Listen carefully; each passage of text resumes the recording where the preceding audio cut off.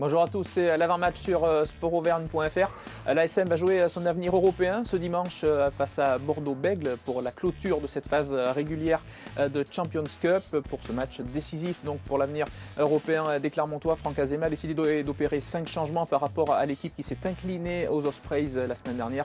Et pour décrypter cette compo d'équipe, nous accueillons Christophe Buron des Sports de la Montagne. Bonjour Christophe. Bonjour Manu. 5 changements, on l'a dit, et notamment on retrouve le retour de Lapendrie, d'Alexandre Lapendrie qui prend la place de Victor Colelishvili suspendu.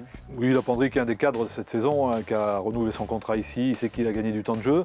Dans le cadre du roulement, il a laissé sa place à Colelishvili, aussi le retour en forme un petit peu de Chouli, mais c'est pas une surprise de retrouver Lapendrie sur le terrain.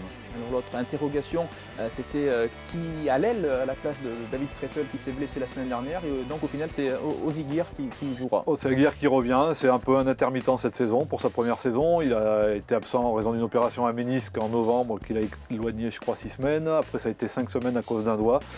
On attend que ce garçon monte un régime qui soit vraiment une plus-value pour l'équipe de Clermont cette saison, clairement. Alors, globalement, les autres changements, c'est plus du turnover. On pense notamment à Thomas Domingo qui prend la place de Raphaël Chaume qui avait joué les 2 précédents matchs. Oui, et puis Thomas Domingo a eu quelques soucis depuis qu'il avait pris un poids lourd sur le pied à l'entraînement. Il est obligé de se faire poser une résine sur le doigt de pied, vu que l'ongle était parti. Ça l'empêchait non seulement de courir, mais même aussi de marcher. Donc là, il a retrouvé apparemment ses moyens physiques et donc on attend le retour aussi au premier plan de la Vachette.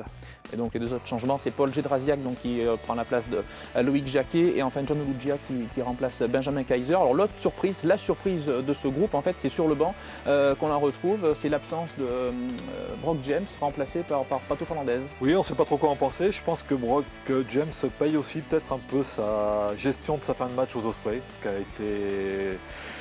n'a peut-être pas été assez du goût du staff. Fernandez restait aussi également sur des prestations un peu mitigées après avoir donné quelques signes encourageants sur son potentiel, donc il revient. Mais je pense quand même que Brock paye un peu aussi cette sortie un peu mitigée de la semaine dernière. Parfait. Merci beaucoup en tout cas Christophe d'avoir décrypté cette compo d'équipe. Et donc on se retrouvera pour l'après-match dimanche, donc dans la foulée de ce match entre l'ASM et Bordeaux-Bègles. Belle journée à vous, à bientôt, salut, bye bye.